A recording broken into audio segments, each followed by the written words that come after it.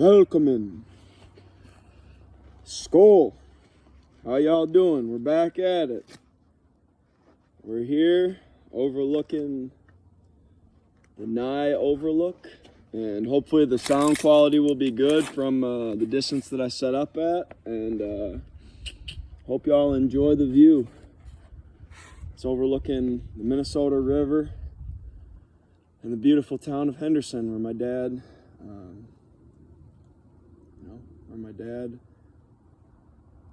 and our hardware store is, and yeah.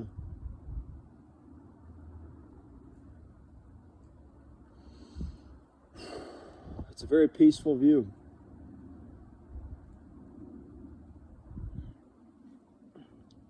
So,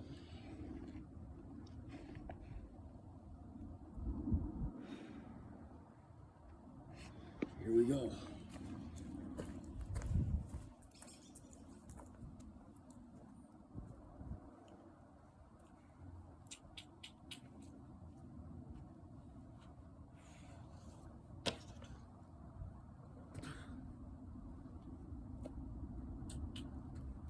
If you remember right, last time we left off,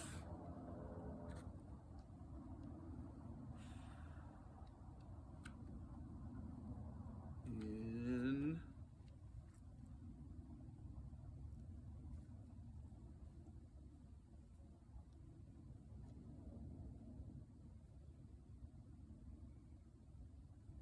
stanza 35, so we're starting stanza 36.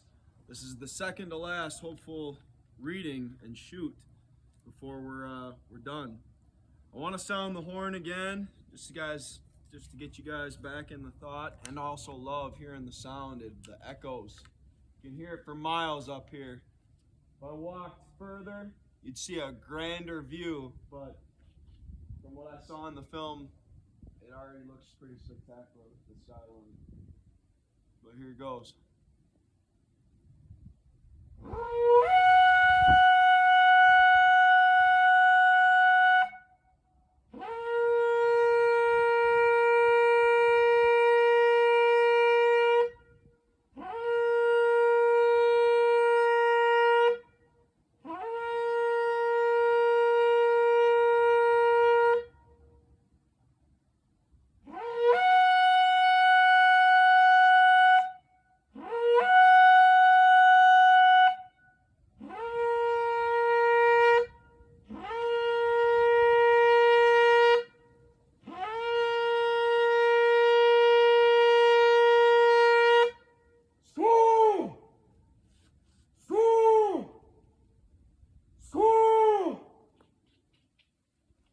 That's a great way to start the set.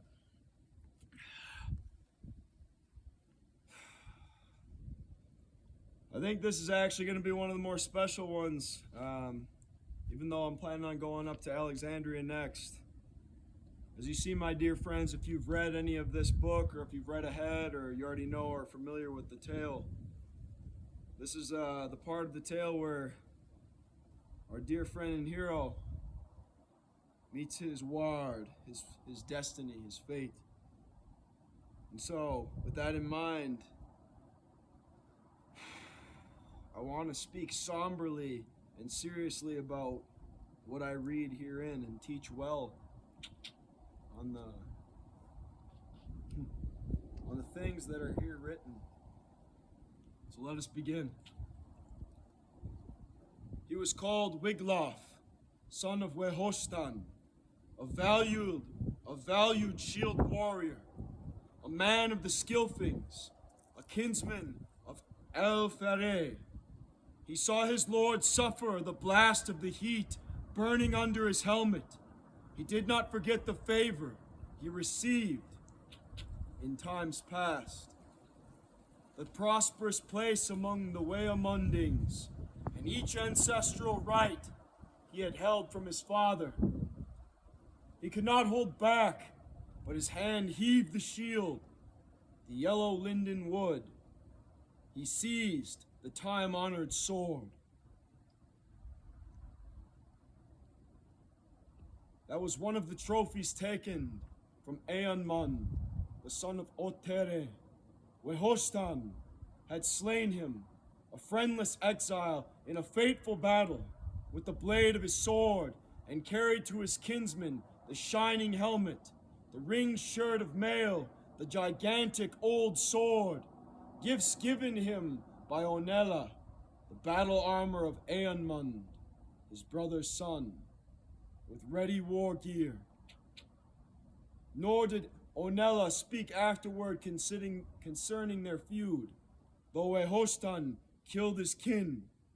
The victor held those treasures for many half years, the shining sword and the shirt of mail, until his own son could perform bold deeds, as his father had before, when in his old age he left from this life.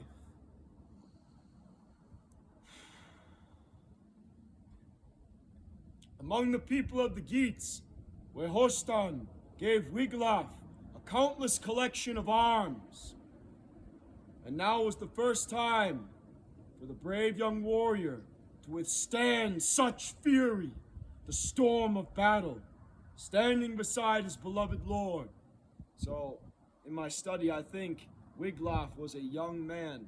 You know, on my YouTube channel, you saw my high school football potentially highlights back when I was 18, senior in high school. You know, Beowulf in this time was probably an old man, maybe in his 60s, 70s, early 60s is what I would guess, if he, was king for that many winters. But even at 60, I seen this dude at the gym at LA Fitness. He looked like an aged Viking, and I'm not even joking. His shoulders looked like bowling balls. He was probably 6'1", 6'2", and I'm like, dude, in 20 years, am I gonna look like that if I keep working out the way that I do?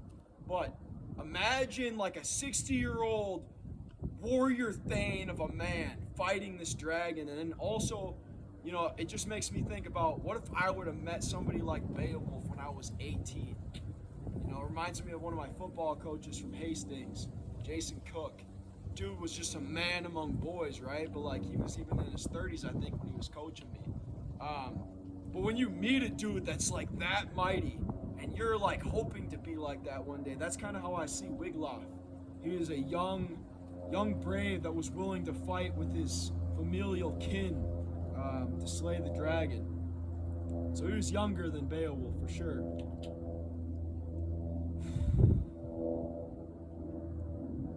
And now was the first time for the brave young warrior to withstand such fury, the storm of battle, standing beside his beloved lord. His spirit did not waver, nor would his father's weapon fail in the fighting, as the dragon would discover when they both had come together in battle.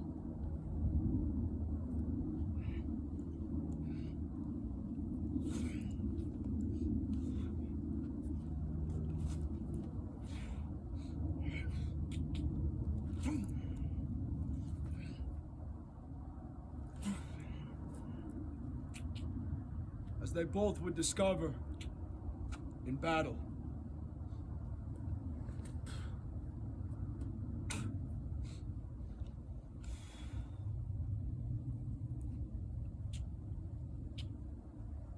As the dragon would discover when they both had come together in battle.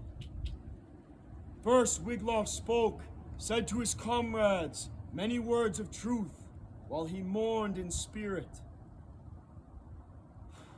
I remember the day when we were drinking mead and we pledged loyalty to our prince in the beer hall, while he was giving us gifts, that if ever he were driven to such distress as this, we would repay him for our war gear, our helmets and strong swords.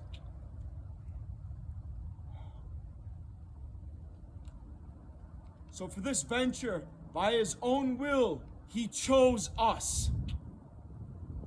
From all his warband, thought us worthy of glory, and gave me these treasures, for he considered us steadfast spear warriors, bold in our helmets. Though our brave lord had planned to perform all by himself this great work of courage, as protector of his people. Since he among men had done the most daring of deeds, winning the greatest glory.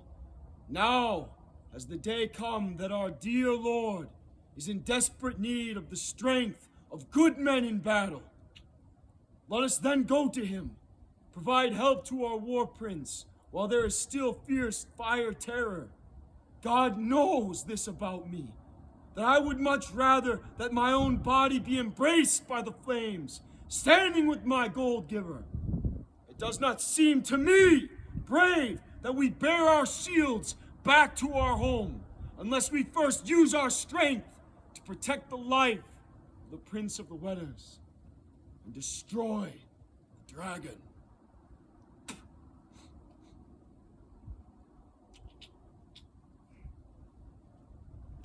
For I know that Beowulf, with his past deeds of glory, does not deserve to suffer such affliction by himself among the Geats and sink down in defeat. Together, we shall share the same sword and helmet, the mail coat and armor. Then Wiglaf strode through the smoke of death.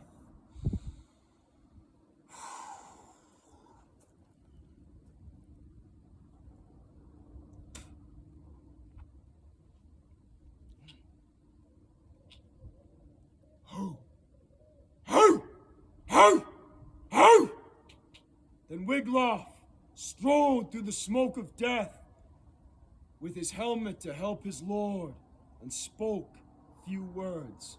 Beloved Beowulf, give this fight your best effort. As you said in your youth, in days long ago, you would never allow your fame to fade away while you still lived. So now, steadfast leader, renowned for great deeds, shall you defend your life with all your strength. I will support you. A friend by your side. I wrote this on the side. Who is your friend by your side? I was just sharing about David's beloved war protector, Benaiah.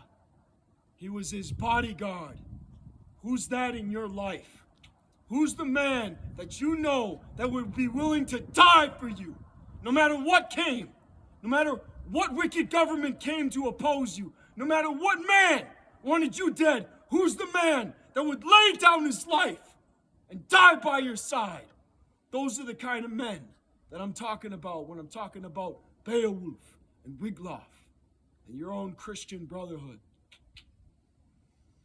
A friend by your side, willing to die with you in fighting evil. After he spoke, the huge serpent came raging, the death-dealing terror striking forth once again, surging with flames, seeking to attack its hated foes, the much-loathed men. Waves of fire swept Wiglaf's shield, burned it up to its boss. Nor might the mail coat provide needed protection to the young warrior. But the youth fought on bravely. Nonetheless, under his kinsman's shield, when his own was consumed in the storm of fire,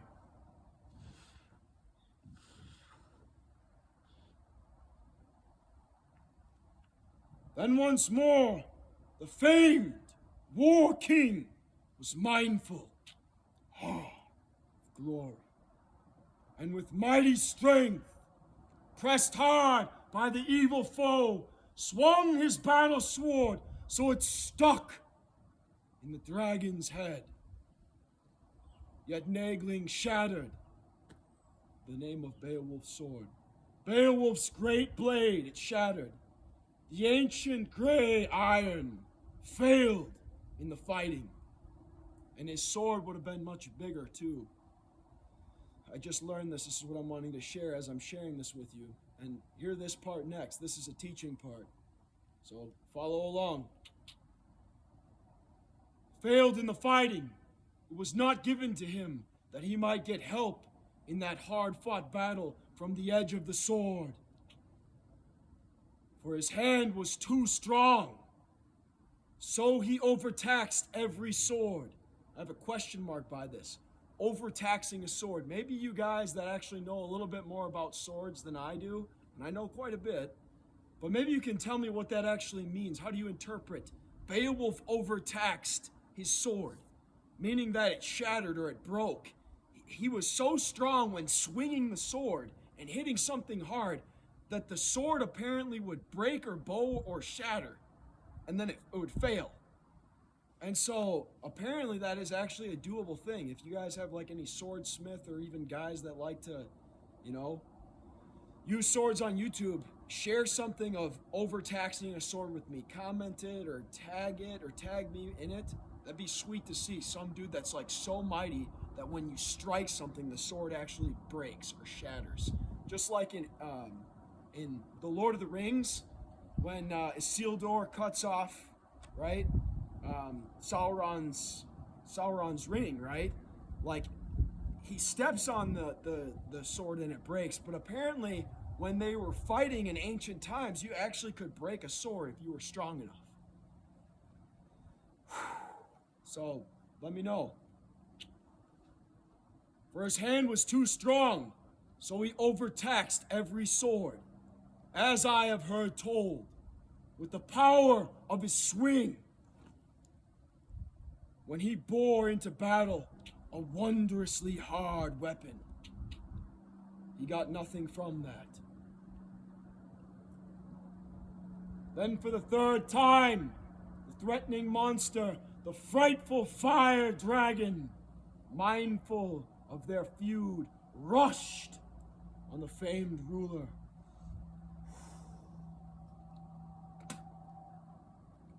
When he saw an opening, seething and battle grim, surrounding his neck with fierce, sharp fangs, digging into his flesh to drain life from his blood, or to drain life from his body as the blood streamed out. So, obviously it breathed fire.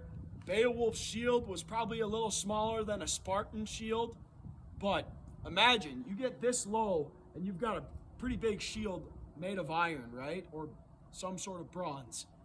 And you're defending yourself and your, 20-year-old Wiglaf from this fire. I'm guessing that ancient dragons couldn't just completely breathe fire at all times. Like, it probably had to get worked up, like, just like a breath. Me taking one breath, I can only let out so much air.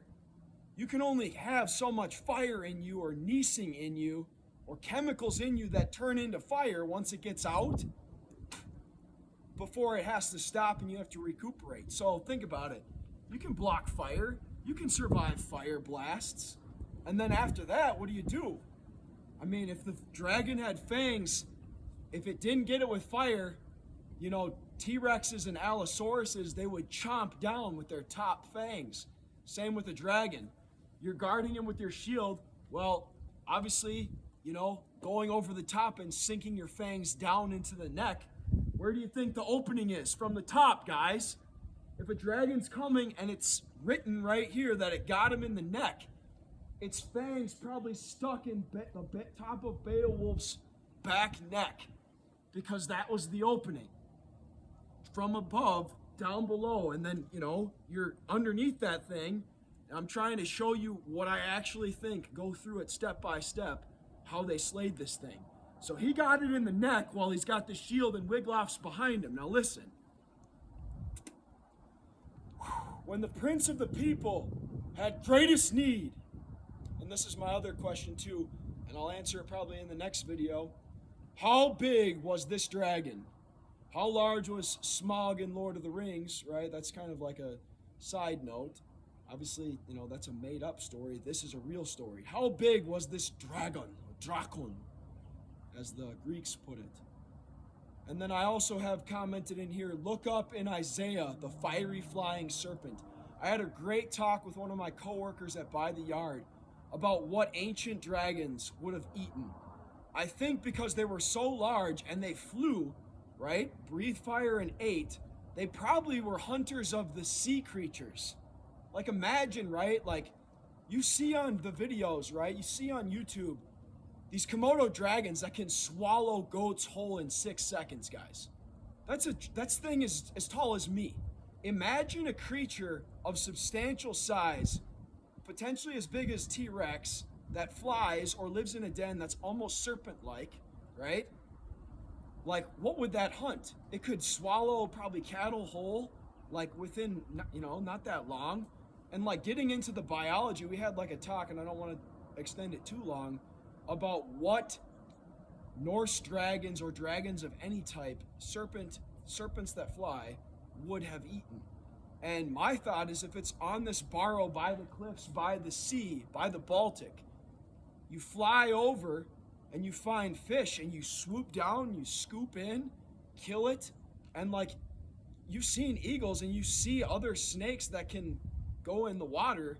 Once you kill that thing, you drag it back to land or drag it back to your cave and you swallow it whole, or you take bites of it that are manageable. So I think that most of their diets, seriously, were probably sea creatures, hunting whales or hunting, like bigger fish, right? Like seeing, attacking, killing, dragging back to shore. Like it makes sense to me. And then, along with whatever else they could eat from the land, you know what I'm saying? So just was an interesting conversation with a guy who, he's a theist, but he's in a lot of different realms. He showed me a YouTube channel that teaches on dragons and like dragon lore, so very interesting to study that specifically. But yeah, enough with the biology of it and what they ate and how much they would have had to eat per day or per month or year. But it was just super interesting how much they would have fed on and how long they could have slept for, how they would digest something, right? It's interesting to think about. So, when the prince of the people had greatest need, I have heard that his comrade displayed great courage, great skill, and boldness, as befit his nature. Brave Wiglaf did not strike at the head of the beast. Okay, so think about it. He was down here. Beowulf got it in the neck. Wiglaf, I'm guessing, goes around his side. So, brave Wiglaf did not strike at the head of the beast, but his hand was burned in helping his kinsman, striking the creature somewhat lower down. So after he got it in the neck, I'm guessing he went to the left. Like, think about it. You get bit by a dragon in your neck. Like, ah! And then he goes left, takes with his dagger or some sort of short sword like I got, a Roman short sword, and slices through the thing lower down, not obviously on his head. So the warrior's sword, gleaming with gold, plunged into the dragon, and the deadly flames began to die down. Then once more the king gained control of himself and gripped his short sword,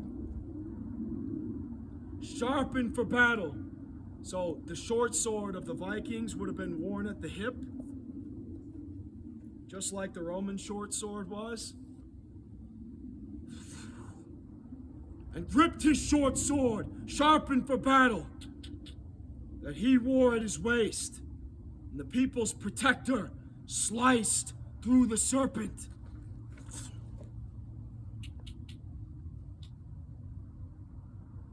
They had felled their foe, bravely taking its life.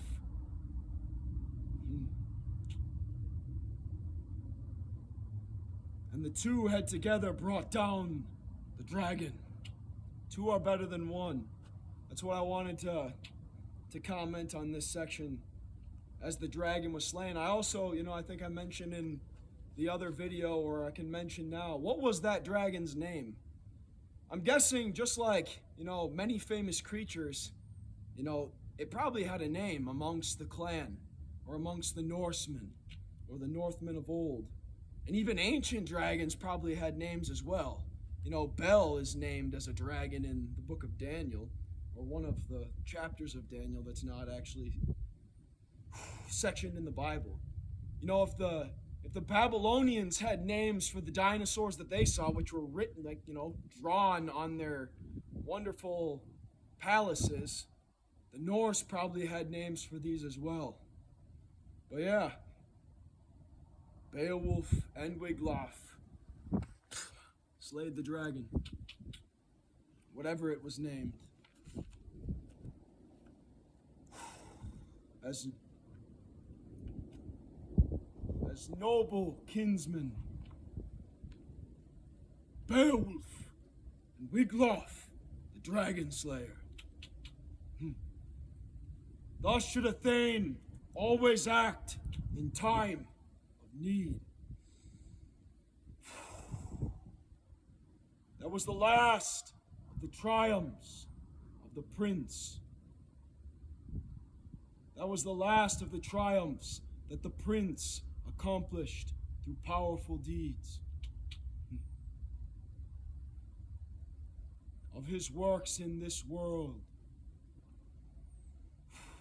For soon the wound that the dragon had dealt him during the struggle began to burn and to swell, so it was probably poisonous. That's another thing me and Chris talked about. When dragons breathe fire, was it a chemical switch? You know what I mean? Like, do you have really fire in your insides that comes out of you, or is it a lot like chemicals that form, like with snake's venom? Is there something that sparks and then the breath ignites? And like, that's the other thing I talked with Chris about. How far do you think it could breathe fire? Like 20 yards? 10 yards? Like 50 yards? Like, my breath, it's cold out right now and there's a little snow. Probably can't see it. My breath only goes with the wind 5 feet maybe. How far can a dragon's fire breath travel? You know, that's something that I'm curious to know, if you actually think about it, biologically speaking. So, yeah. Was it a chemical switch and then the blast of the breath of the mouth or the nostrils? You know, that was a fun conversation, fun thing to think about and talk about. So it began to burn and to swell, and then he felt the murderous poison from the monster's fangs well up in his breast. Then the bold king went to sit himself down by the side of the Barrow.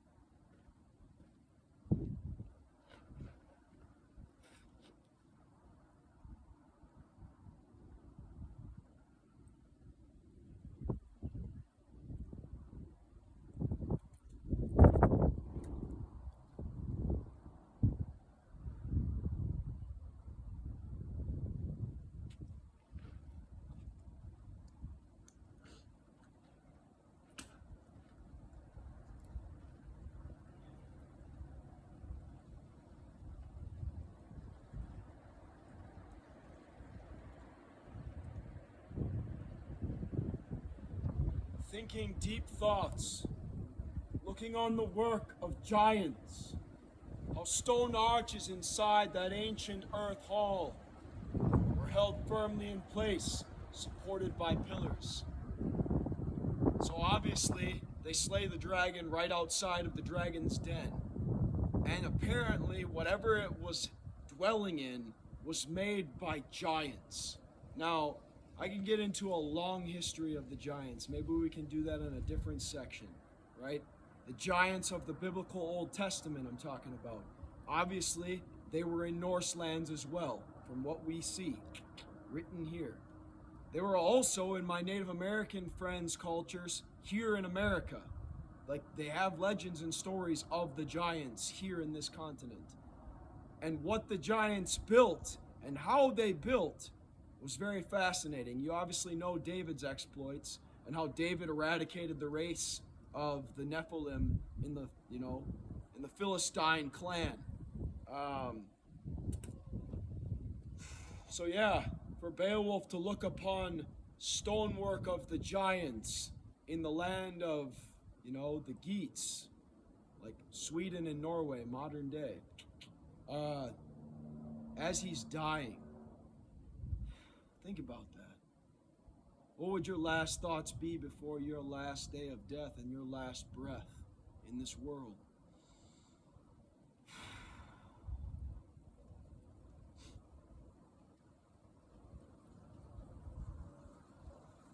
And then the Thane. Death in battle. I want to mention Thorin and Theoden. Tolkien was inspired by this specific book and this specific story. And when I think about Thorin's death and I think about Theoden's death, I also think and see how he related that very closely to Beowulf's own death. Think about it. Thorin didn't get to enjoy the gold. And as you will see, Beowulf only got to see it as he was dying.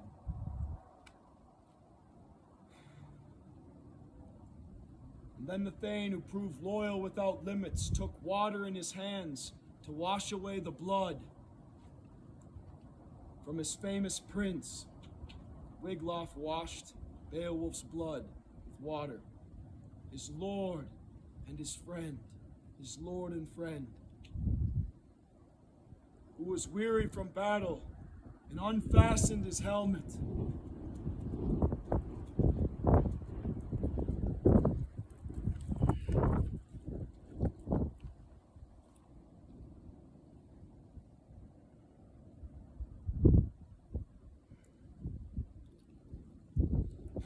Then Beowulf spoke, wounded as he was, and wretchedly suffering. He clearly realized that he had gone through the days given to him, his time of joy on earth. His long life was hastening to depart, and death was extremely close by.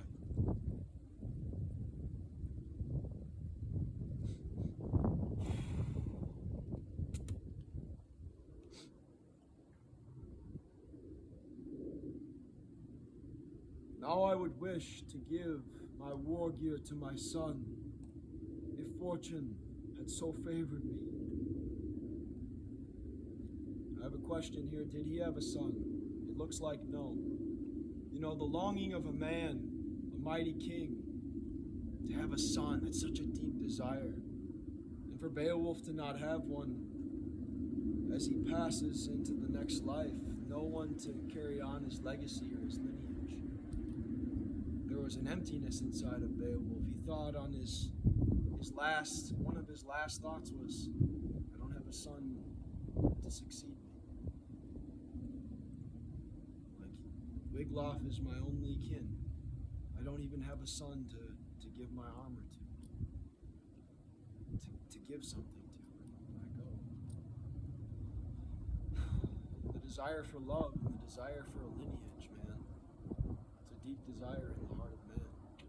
For all you girls potentially out there watching this, many of them, they just live for the shame and pride and vain pleasures of life. And it's like, you miss the value of being a mother and being a wife, to give sons, to give a heritage to your husband, to your woman. That's a blessing, that's a joy. It should be a great honor. But yeah, it's sad. He thinks that he doesn't have a son to give his war gear to. If fortune had so favored me that I would be able to leave arms to an heir, my own offspring.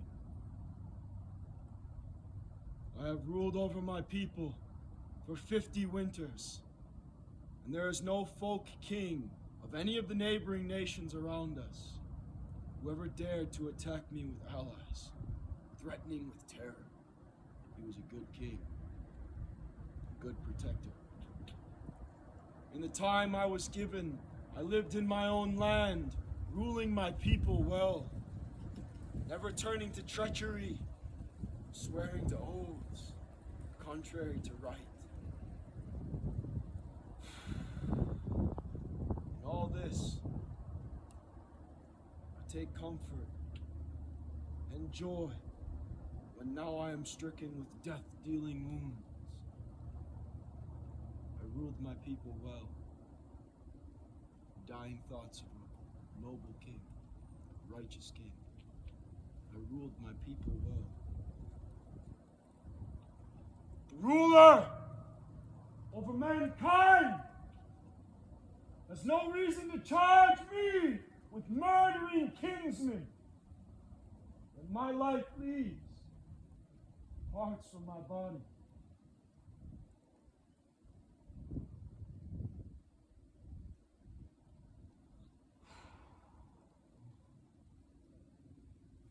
Now, dear Wiglaf, make haste to look upon the hoard in the mound, under old gray stone, since the dragon lies dead.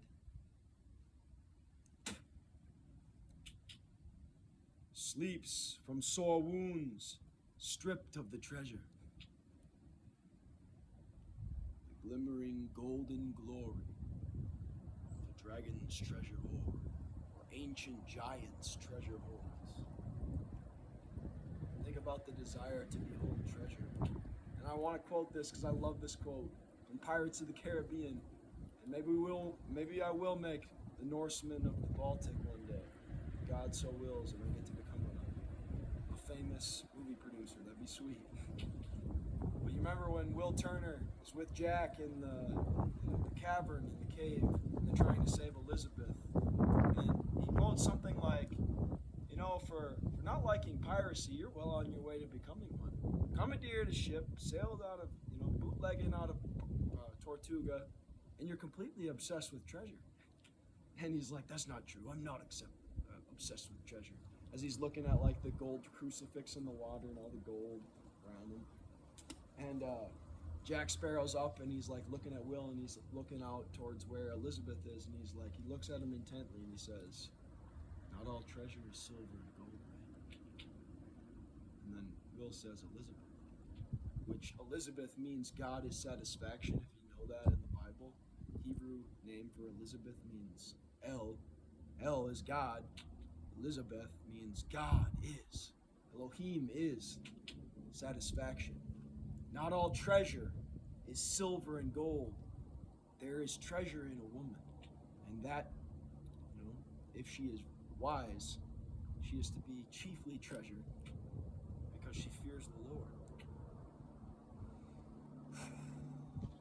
So the desire to behold treasure, there's physical treasure, there's treasure in women, specific women, and there's also treasure in the Lord, treasure in God. Wow, it's awesome. Go quickly now, so I may readily gaze on the long-held riches. Look on the gold treasures. Look on the gold treasures, the bright beaded gems, and thus I may more peacefully, for winning this wealth, pass on from this life, leaving behind my people, whom I have long ruled.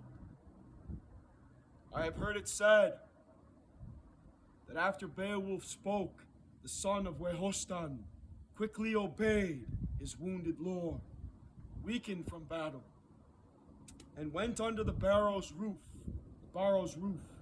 wearing his mail coat and war shirt woven with rings. Then the brave young kinsman, exulting in conquest, saw many precious jewels as he passed by the seat. Now that's a question to me. What was the seat? Like he went into this giant's hoard, treasure hoard, where a dragon of substantial size could fit into. There was a seat, probably a giant's throne or a giant's chair. That would have been amazing to behold, right? Like, you know, by the yard we have a huge one that's probably could fit a man that's 18 foot in size. Well, how big were the biggest of the giants? That's another question I have.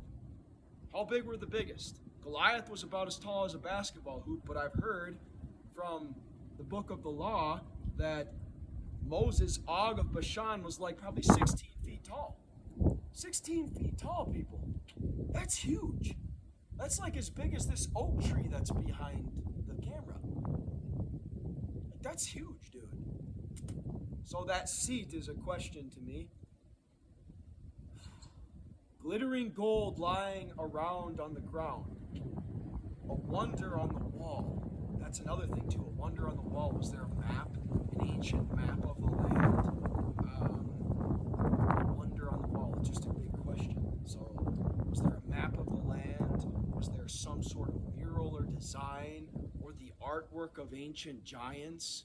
Like, imagine it. If you found a giant hoard, an underground giant cave, and there behold, like, a massive, like, mosaic of giants.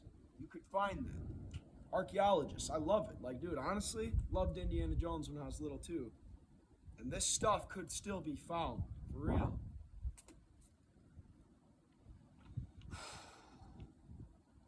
And the den of the dragon. Old flyer by night. Standing nearby were drinking cups, vessels from former times, with no one to furbish them, their ornaments long gone. Here was many a helmet, ancient and rusty, and piles of arm rings, twisted with skill. Such a wealth of treasures, gold lying in the ground, even if it is hidden, may easily seduce any man anywhere. Don't love gold, don't be greedy. Basic understanding. Even though it may seduce you, don't be greedy. Hate the greed. Don't love money. Don't love gold. Don't love the wealth that is perishable. You can't take it with you. Beowulf couldn't take it to heaven with him. What good is it? It represents glory here and now. But what can you take with you to heaven? Think on those things, soul. Think on those things. There's something far greater in the kingdom of heaven, in the kingdom of God's Valhalla, than earthly wealth and earthly treasures. Whatever they can give you, what's it worth? It's not worth my soul.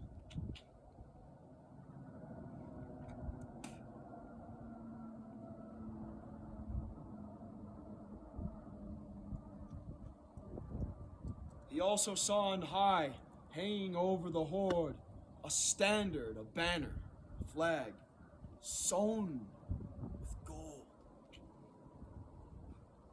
Artfully hand-woven with the greatest of skill, a golden banner.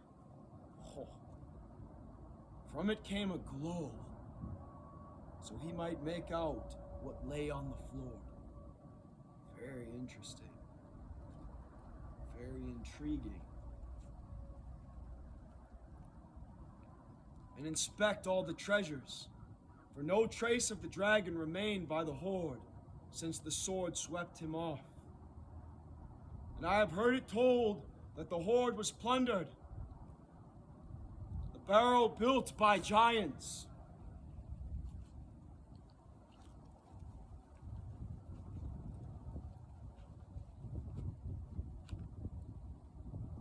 Man alone took as he wished, wrapped his arms around riches, stealing cups and dishes, and also the standard, the brightest of banners. The sword of Beowulf, that blade of iron, had earlier injured the one who protected those precious treasures for a long time, waging terror with flames, fighting for the hoard with fierce, searing heat in the midnight skies, till he met violent death. Wiglaf, the retainer, made haste to return, urged on by the treasures.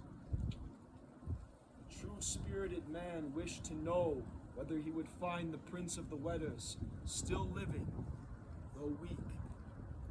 In the same place where he had left his lord, bearing treasures from the Barrow, he found Beowulf, his beloved king, all covered with blood.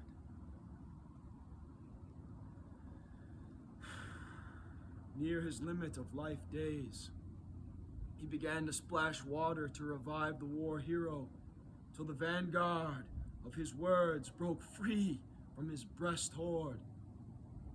The king spoke. The old man, in his suffering, gazing on the gold. I wish to give thanks, speaking such words as I may to the Almighty Ruler.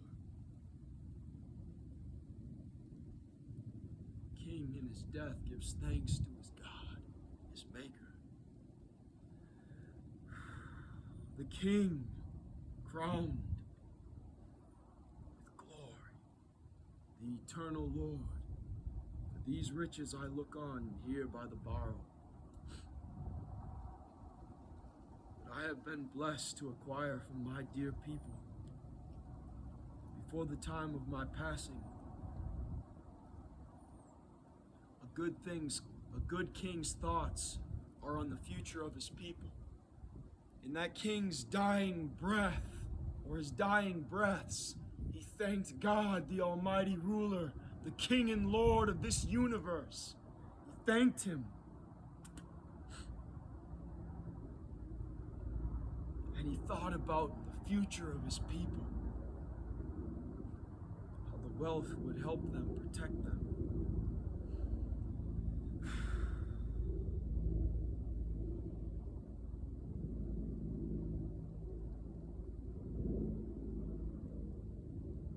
These riches I look on here by the Barrow, that I have been blessed to acquire from my dear people, before the time of my passing, since I have traded my old life for these treasures, long held in the hoard. Now you must provide for the care of the people, for I cannot abide here longer. Order the battle-famed men to build up a mound after the funeral pyre, splendid, over the sea, that shall serve as memorial for my people. Burial mounds of the Norse, just like the natives when I was a younger man. In St. Paul, and I believe actually out near Hastings, there's a mighty mound, probably built by some ancient tribe of the Dakotas or the Ojibwe, mound builders, even further south near Chicago and Illinois. I wonder what they have housed underneath those honored grounds. I don't want to desecrate any native land, but I do wonder what the native chieftains of old buried with their dead and honored chiefs. If you could have a dig on one of those mounds, a specific one, I wonder what you'd find. Just like I wonder what would be found with Beowulf, even among their own kin, because the natives didn't have very much of a written language. Some mighty hero, some uniter of a great tribe, may have buried the wealth of his nation underneath that mound, just like Beowulf did. And to dig it up, yeah, it would desecrate it, but if you do it in such a way that is honorable to that chieftain and you learn from them, just like St. Paul. I have a buddy who went over to Rome, and apparently they found the actual body of St. Paul in one of these basilicas, St. Peter's Basilica or something like that. In Rome, they found a precious cloth, a precious purple cloth, probably the very same cloth that the Romans mocked Christ with. It was precious to Paul. To have a piece of it, how he got it, who knows? I mean, he knew the Romans, that's the thing. That's the sweet thing. I know this ain't the lineage of Paul, but it's cool to think about how you bury great men and what you bury with great men, man. If Paul knew the Romans and he knew a lot of high-ranking military officers in the Roman government, a Roman short sword, he probably got access to the purple cloth that Christ was mocked with by the cohort in Israel. So that one's for free. That's pretty sweet stuff to think about archaeology and the connections. But yeah, I think if you really want to discover the real history of America, if you could do a respectful dig on certain mounds, I think even the Native Americans would be surprised what their ancestors buried with their dead, to one day potentially be resurrected thousands of years later, right? What about a mound that's been around this ground for 3,000 years and the story has been forgotten? What if they actually have a written language in there? Imagine the discovery. I'm just saying. So, back to it. That shall serve as a memorial for my people, a chieftain's memorial, a thane's mighty memorial, towering high on the headland of Horones Ness. Literally, whale's ness. A ness is a cape or a headland on the coast of Geatland. So a huge mound overlooking the whale's nesses is where Beowulf wanted to be buried and honored by his people, so that the seafaring men may, in seasons to come, call it Beowulf's Barrow, as they drive their ships through the darkness of the deep, having come from afar. Then the bold, spirited ruler removed from his neck a golden circlet and gave it to his loyal thane. The young spear warrior, also his gold-gleaming helmet, ring and coat of mail, commanding him to use them well. You are the last man left of all our kin, way among the people. War has swept away all my family according to their fates. All these nobles still in their strength.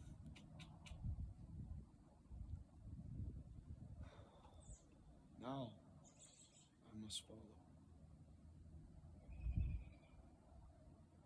That was the last word the old war king spoke from the spirit in his breast, before he sought the pyre, the surging of flames, and then his soul traveled forth from his breast to the fame of the righteous.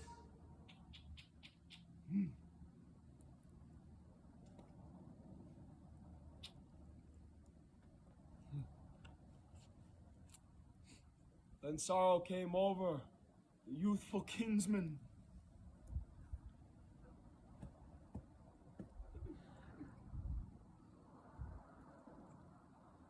The death of the dragon and the death of the man. Then sorrow came over the youthful kinsman as he looked down in grief and saw on the ground the one he loved best. The end of his life. After wretched suffering, his slayer lay dead also, terrible earth dragon. His life torn away in a violent death. The dragon in its coils no longer held power over the hoard of rings, since the blades of iron, hard and battle-sharp from the smith's hammer, severed it from life.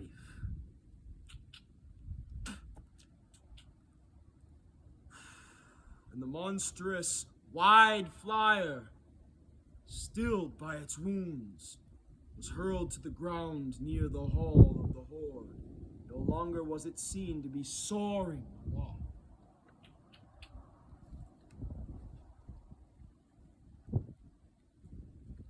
Mounting up high in the midnight skies, reveling in riches, but it fell to the earth through the war chief's work in hand combat. Truly, as I have heard told, few men of might who lived in that land have enjoyed success. However daring they were in dangerous deeds, rushing to battle against that poisonous breath, or reaching in hands to take from the ring hall if they found awake the fearsome guardian on watch in the Barrow. Yet with his death, Beowulf had paid the price for the many treasures, for both he and the dragon found a bitter end to this fleeting life. Then it was not long till those fearful of fighting gave up the woods. Cowardly traitors, 10 altogether, like Moses and the 10 spies. Joshua and Caleb could fight the giants. Beowulf and Wiglaf probably had the same spirit as Caleb and Joshua, the spirit of bravery,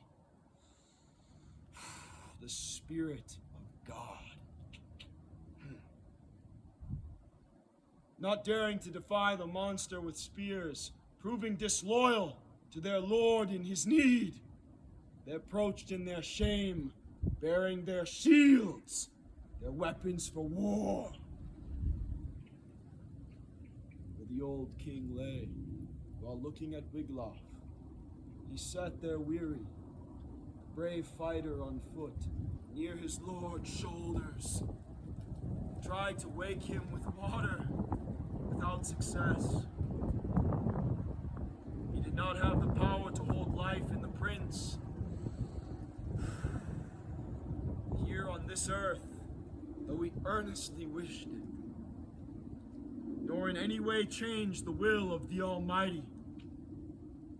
For the decree of God ever governs the deeds of every man, even as it is still this day, even as it still does today.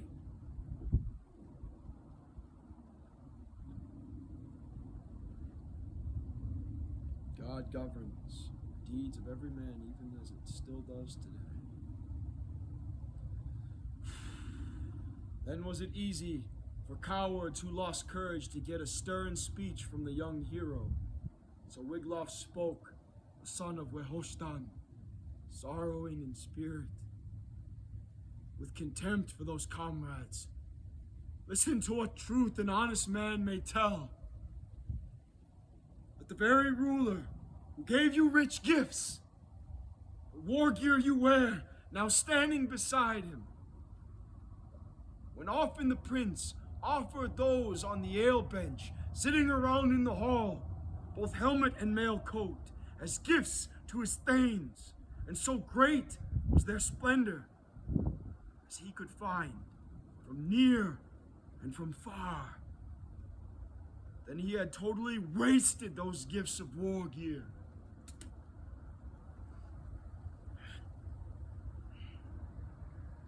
Given how you behaved when battle came on him, the king of our people had no cause to boast of his comrades in fighting. Yet God granted him the ruler of victories, that he himself gain vengeance.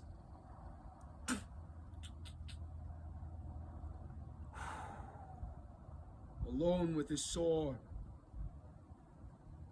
when he had need of strength, I could do little to protect his life, giving support in the battle, yet still I began, well beyond my power, to provide help to my kinsmen, when I struck with my sword the evil enemy, gradually grew weaker,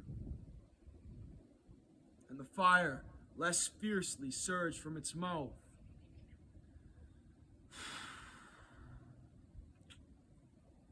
Too few men formed around to defend the prince when this distress was upon him.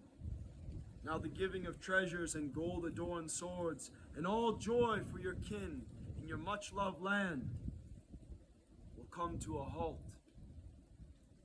Every one of your kindred will be made to move on, with the rights to his land stripped away.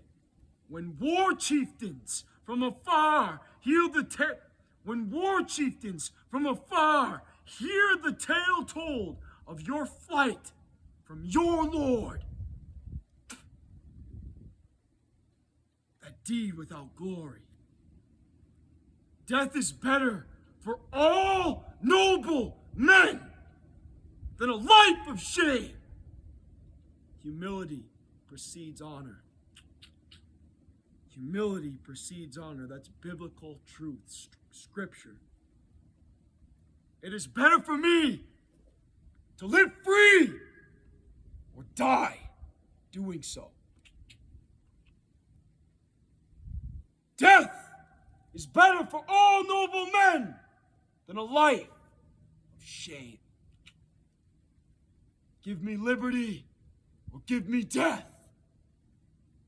If the government goes wicked, give me liberty or give me death. If they start to kill Christians in a God-fearing land, give me liberty or give me death. Ha! Government's going evil. Can you not sense it? Can you not feel it? Can you not see it? Repent! Rise up, men of war, and fight the good fight.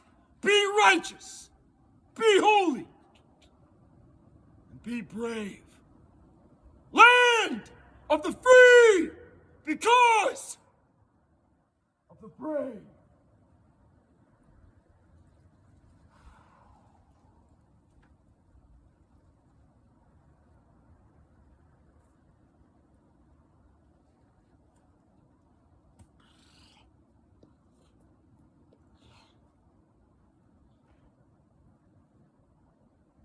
And thus ends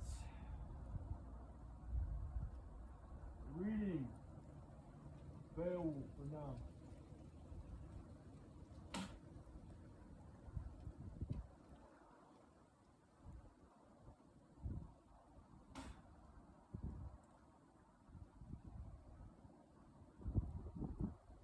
I don't want to fight the U.S. government in the future. I really don't.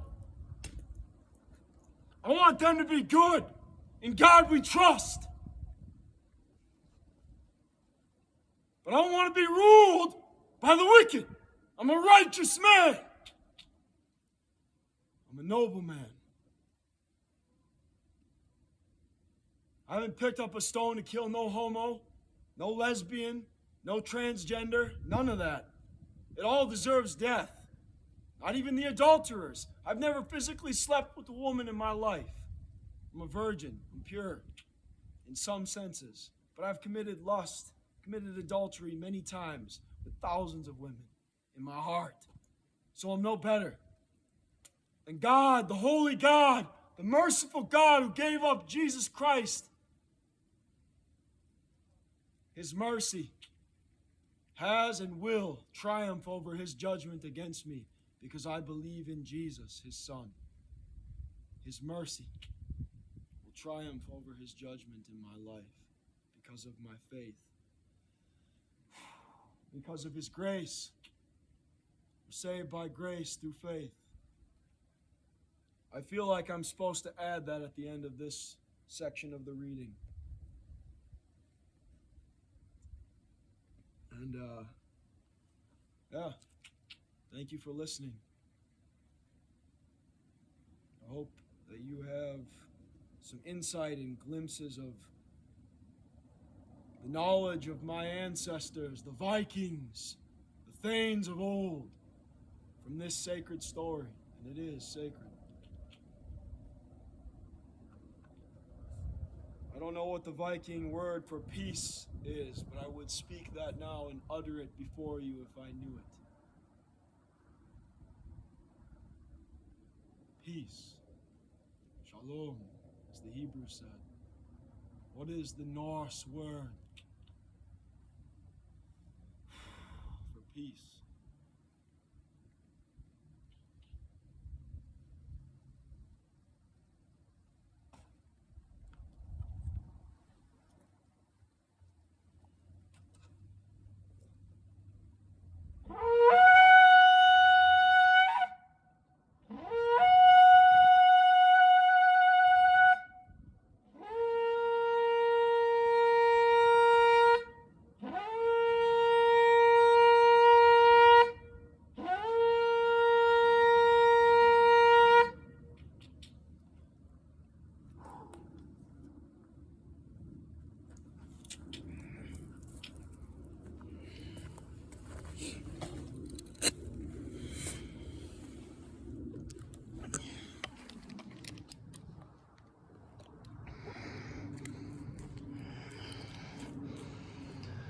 And the good Lord making the sun shine as we end this video. Perfect timing. Hour, 6 minutes.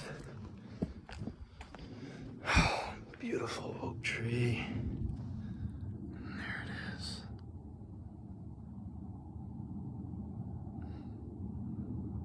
A far green country and a swift sunrise. Do not fear, O my soul. For what can man do to me? They can kill my body, but they cannot touch my soul.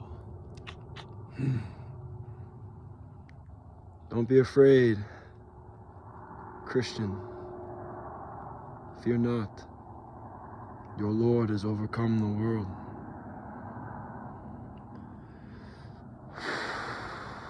Though the Antichrist will take power, and though the wicked will rule for a very short time, shall not last.